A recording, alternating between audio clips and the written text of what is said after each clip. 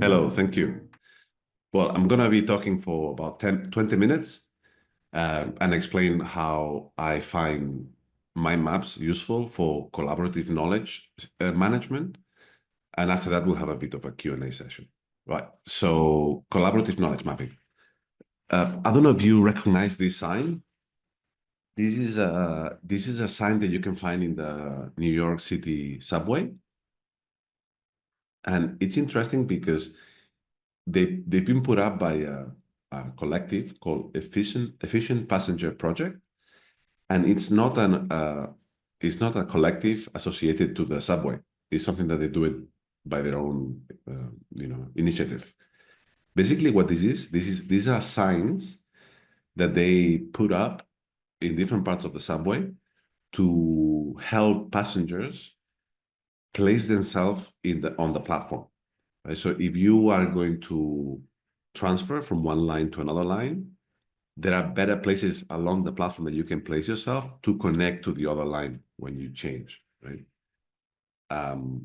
And the interesting thing about this is that it's done by the users. It's not done by the subway system. And this is a great example of a way for sharing knowledge, basically, right? So this is people who know the subway, who know how to navigate New York City, and they do these things, they leave these marks for passengers who are less knowledgeable to function better inside the subway. Right? It's a way of improving the functioning of the whole system thanks to some experts, basically. And the technical term for this is stigmergy, which is a Greek word that means, so ergos means functioning, and stigma means traces or marks, right? So we find this in nature very often, but also in humans, where we make the system better by leaving traces behind us that others can find. So I don't know if you know this, but ants is a typical example of stigmergy. Ants are not, ants are blind, right? Ants cannot see, but they're very good at exploring the surrounding areas of their anthill and finding food and then moving the food to their storage areas, right? The way this works is that when an ant encounters a piece of food, what it does is it takes a piece of it and takes it to the anthill. And as she's walking back to the anthill, she leaves some smell, some hormones behind. Right? So it leaves a trace of smell. And that trace means food, right? It means there is food. That's all the signal it gives. And when another ant crosses the path and detects the smell, it has two choices. It can either continue its own path or change the path to go to get the food. So that second ant goes, get some food, and then walks back to the anthill, leaving a trace. So it's reinforcing the hormone trace, and more ants then go and get the food until the food is depleted, and then the last ants do not reinforce the trace. And that is the fastest and most efficient way for the system to find and transport resources to their home, so to speak. Right? So it's a traditional example of stigmergy. These can be applied also to organizations or teams. When we work, we create this fundamental resource, which is knowledge, which allows us to function collectively in an intelligent way. Right? So the question then is, how can we collectively be good at managing our knowledge, right? And knowledge management has been, for, I don't know, 70 years or more, a whole discipline inside business management. And I think they got it wrong. We've been getting it wrong since then. So basically, there is two types of knowledge. There is tacit knowledge, the knowledge that we have in our head, and which is the largest knowledge in any team. but it's difficult to transfer because you have to spend time with someone to actually transfer that knowledge. But there's also a part of the knowledge that when we do work, we create explicit knowledge, right? It's knowledge that is being codified in documents or any asset, right? That then we can share asynchronously or digitally, right? We don't have to spend time together. So it's smaller, explicit, but it has the power to be replicated very easily. So in short, knowledge is a high value form of information. So not all information is knowledge, right? So it's more specific. And it's a type of information that has high value and is ready to be applied, right? To be applied to our work. If you want to see it, it can be seen as pieces, it's like building blocks that we use to produce our work. So for example, this is a typical knowledge asset or piece of knowledge is a case study or a particular project sheet that we can use for business development or to talk to colleagues or clients. Our visuals, right? Our logos, our corporate brand, all those is a pack full of knowledge assets. A handbook is full of knowledge assets. A website, right? A website that has a useful tool in it, like the community canvas, it's a knowledge asset.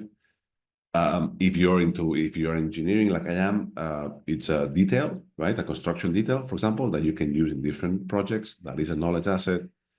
A template document is a knowledge asset. A contact, right?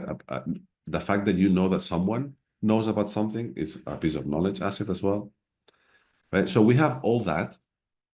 And I'm gonna ask a question. I'm gonna check on the chat. Can you please write down in the chat the answer to this question? What is the best thing that can happen when I am looking for a specific piece of knowledge? So what is the best that can happen when I'm looking for knowledge? Let's say you have a knowledge management system in your organization. What is the best thing that can happen? Let's wait a minute for you to answer the question in the chat.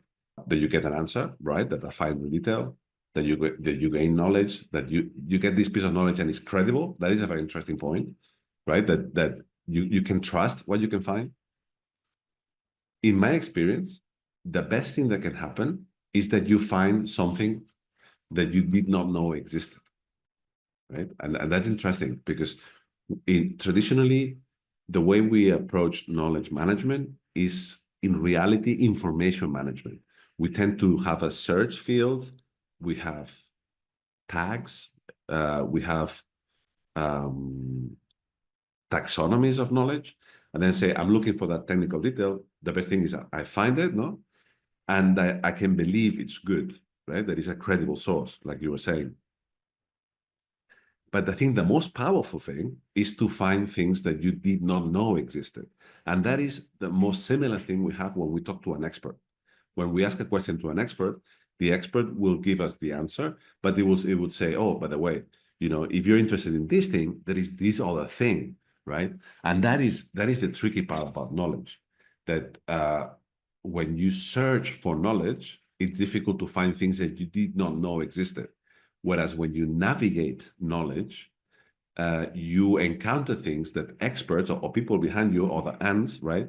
Some traces that they left behind to say, well, if you're interested in this topic, maybe there is this other thing that you should look into, right? So that what I found is that companies historically approach knowledge management as a software challenge, right? Like, okay, how can we have a SharePoint or a database where we have very good tags and very good assets in it, so they're easy to search, and and now with the AI, the better I can do better searches. But I think the fundamental premise is wrong. It's not about searching for knowledge, right? It's about navigating knowledge, and that is a matter of all of us in the organization creating that experience, right? So it's a cultural challenge. Do we have the habits and the culture in this organization to actually curate that experience, right? Because basically, we don't work to produce knowledge. That is not why we work. But when we work, we create knowledge, right? So as we do our work, we are creating knowledge. The question is, do we have the habit to then capture and curate that knowledge, right? So my recommendation when I work with my clients is to help them create those curated experiences together, right? As a team of experts or a team that works together. And when I mean a curated experience, I mean like something like a museum, right? Or a supermarket. Both museums and supermarket have been curated.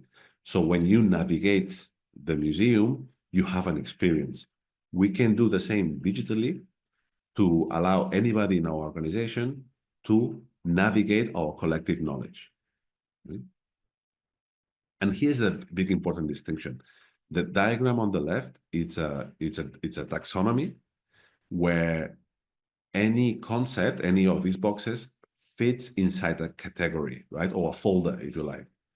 But it can only sit into one particular path. It can only sit within one particular folder, right? So for example, if you think of rabbits, the animal, right?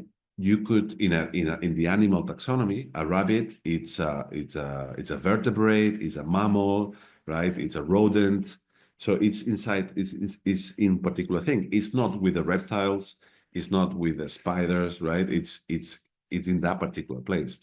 But this is not, and this is good enough for information. I don't think it's good enough for knowledge, because knowledge has many types of connections. For example, some people may think of a rabbit and associate that concept with a carrot, for example, or with furry or like gentle, right? There are many associations that we create in our minds that are not taxonomies. We don't function as taxonomies in our head. We function, and the technical term is ontologies, right? We navigate the concepts in our head following an ontology system. So there are many different paths that can take you to a particular concept, right? So this is a bit technical, but basically an ontology, the good thing here, and that's the reason why we're having this webinar, is that mind maps, it's a tool, right? And in this case, a tool on the cloud that allows us to build ontologies of knowledge, right? And because it's on the cloud, we can do it collaboratively, right? So let me show you an example of what I mean. I think I need to change the sharing. 1 second. I'm going to show you a very small ontology of knowledge. My computer is being a bit slow. I hope you can see this on the screen. I'm going to make it bigger. Yeah, Manel, I can see it. Lovely. So this thing I'm showing here, it's a mind map for what I have in my head, right? So I do many things at work, but one of the things that I do is I provide trainings, right? I work with my clients and I provide trainings. And to deliver a training, there are so many knowledge assets, right? In this case, what we're talking about is a stigmergy or collaborative knowledge mapping. I can create an experience. So my colleagues also, if they need to access that knowledge, they can go here and navigate it, right? So just to simplify, inside the whole domain of training on stigmergy, we have the online 2-hour workshops, for example. We can have similar trainings, right? So maybe you're interested in stigmergy, but it's like, actually, well, if you are interested in this particular topic, there are these other trainings which are also connected, right? And that is something that I did because in my organization, I am the expert on stigmergy. A colleague of mine who might be an expert in collaborative decision making, right? She has their own knowledge map, and she would include other things, but obviously reflecting her expertise. But in my case, I think, well, if you're interested in stigmergy, you might be interested also in agile, right? Or you might be interested in collaborative culture, right? Those two pieces of trainings, agile and collaborative culture, are associated to stigmergy, right? It's all part of the same sort of set of tools. Maybe you're interested in have one-pagers information, that you can share with clients or colleagues. You can have one prepared for LinkedIn, another one to send by email, right? So those are assets that you just use. You just take them, you copy paste them, right? And you know that I created this, so it's a reputable source, at least inside my organization. Or you can have the actual deck, right? The presentation deck that I'm using is here. So you can find it here. You can find the link, right? And you just access the actual presentation deck. You can have another one more specific about mapping, right? About how to actually use the tool. And look, there is also collaborative culture. So I thought that people who might be interested in the online 2-hour workshops might be interested, actually should be quite interested in collaborative culture. So for that reason, I put it here and here, right? That's not what I put it this so to illustrate what I said before, that in a taxonomy, it's not so easy to create those cross links. You can, but they're more prone to breaking. Whereas if you use a mind map, you can create this curation and repeat because different paths take you to the same place, right? So when you click on the link, it takes you to this other a new domain, right? We move from the rabbit to the carrot, and in here you can find a similar, in this case, because I created it, so it has a similar structure, a similar museum experience, where you find reading materials, presentation deck, and so on. So this is a very small example of how you can create curated experience, and because it's on the cloud, you can create it collaboratively. And you are allowing people who access domains of knowledge that allow them to find knowledge assets that they can use immediately, like the one pages, but also discover other pieces of knowledge that me, in this case, the expert, have curated, thinking, well, if you're interested in this topic, you should also know about this other topic. Right? So, and this is my 20 minutes of presentation. Sorry for rushing a bit. Normally, I do 2-hour training sessions, and now we have to compress it in 20 minutes. But yeah, Sevilla, so that's my input. And now, I don't know if you have any questions. I think we have at least 10 minutes, no? 10, 15 minutes. Is that correct, Sevilla? Yes, For ma'am. Q&A? If you guys have any question, you can put it in the chat. We will address them. Alternatively, another question that I can ask you is, how do you use mind maps? What do you use mind maps for? So people asking how MindMap helps students to have collaborative learnings.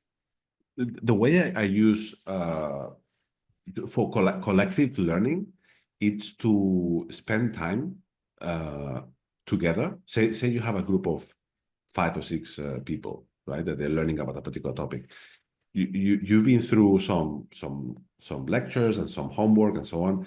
And at some point, I would invite them to call together, right, in the classroom, or if it's online on MindMap AI, but it can also be done on pen and paper, is to create this ontology together, right? So if your concept is I don't know, East Asian history, you create with a core concept is East Asian history, and then you can ask the students to together build all the relationships, you know, all the different bubbles and what's inside in each bubble, right? Doing it together helps a lot. And also then once you've done it, that mind map becomes a trace, something that you can leave for others. So that's that. And then how do ontologies differ from taxonomies in terms of how concepts are connected? So taxonomies is like folders or boxes, right? You can put, let's say you think of food, right? In food, you could say, okay, so let's do it by vegetarian or non-vegetarian. And then inside vegetarian, you have recipes, ingredients, right? And you can put boxes inside boxes. And taxonomies have constraints because it's great because it gives you a very clear structure, but it makes it harder to create connections between concepts. They can only share the group that they belong to, right? So if you have vegetarian recipes, they belong to the concept vegetarian. Whereas if you build an ontology, you create, say, a domain, and that domain is recipes, for example. And then inside that domain, you can create different groupings and different aspects, and then you can link to another domain, and that domain can be vegetarian food. And inside that domain, you have a different concepts, and each concept can connect to many different other domains, right? So it's just that it provides you more flexibility. But on the other hand, you need to do an extra effort for curating that experience. But in the case of knowledge, I don't think there is a lot of knowledge. I think when my clients start in this journey, it's not the idea is not to capture all the knowledge that you have. That is too much work. That normally companies that try to do that try to start. Okay, let's codify all our knowledge. That's a dead initiative because it's such a big task. The best way to start is to say, okay, what are the priorities for my organization right now, right? So let's say you are a secondary school, you're a high school, and you say, well, we want to move into pedagogy based on projects, right? So this is your priority. You want to transform how you provide your services, no, to your students. That will be for me the starting point, right? Let's start creating a curated knowledge experience using mind maps, where you focus on specifically teaching with projects. You don't need to capture anything else, just the things that are priority for you, right? And I will create the ontology for that. That will be already very useful for everybody because it's a priority for our organization. So everybody will be um, more satisfied, more accomplished in terms of like the things that are important for us. And at the same time, we are creating a knowledge experience for the future. I don't know if there are any more questions. How will it help computer engineers? Well, if you are part of an IT department of a company, at least it will give you less work. You know, like sometimes I've been in big corporates that they say, okay, we need to do better knowledge management. Let's ask the IT department to do it, and it's a lost battle, right? Whereas if they understand that knowledge is a collaborative effort of the people who have the knowledge, as in not IT, but everybody in the organization, then the burden is not so much on the IT department. And speaking of computer engineers, the GitHub, it's an amazing taxonomy, right? Of knowledge, of in this case information. They are really good at capturing information. That is for sure. But knowledge, I think, it goes beyond the computer science. It's more like is a people science, to be honest. There's this other question, Manal. What role do multiple paths play in an ontology? Yeah. So let's say you have created the museum, right, in your organization. Let's say you are an architectural firm. You are 30 or 50 architects, right? And you work in different areas, no? You maybe work on master planning, you work on high rise or residential. Different groups will create different domains, right? So say residential will have a series of knowledge assets, and the people working on high-rise buildings will have a different ones, right? So that's already good. That means that you can focus, you and your team that are specialized on something, you can focus on your domain and you curate your domain. So that's already great, right? You can decide how you do it. And the people from high-rise, they do the same thing. But then, like, there are many connections, there are multiple paths inside that connect the different domains. So, for example, it could be building regulations or how to work with clients or how to find engineers and consultants, right? There are things that belong to all domains of our organization, and the multiple paths will take you to the different domains of knowledge, and that's the key role, right? Because people think differently. People access knowledge in their minds differently, right? They connect the dots differently. If you create those paths, you will make sure that more people access more of the relevant knowledge. How can machine learning models improve the accuracy of relationship mapping in mind maps? Well, I've been I've been playing not so much with machine learning. I've been using models, LLMs that have been created by others, right? You can find them on Hugging Face, to help with the curation, right? You can create AI systems that make calls to LLMs to help you. I make it a bit technical here. If you create a company-specific RAG, retrieval augmented generation vector database layer on top of the LLMs, you can feed that RAG with the different domains that you've been created in the different teams. And then every time you add a new asset, or you even create a new domain, the RAG will help you identify what already exists, right? So it will help you with a curation. Not so much about, well, I would say it would improve the accuracy of the relationship. Exactly, because it will give you more visibility of relationships that you may not be aware that they exist. I hope this was not too technical. I'm gonna write down my email. I'm making a promotion of myself, if you don't mind. If you want to talk about these things, I'll be happy to. I'm a super nerd, so like I'm happy to engage in any conversations you want to have about knowledge, collaborative knowledge, ideally. And you can find me also on LinkedIn with my name and surname. I think I'm the only person in the planet with this name.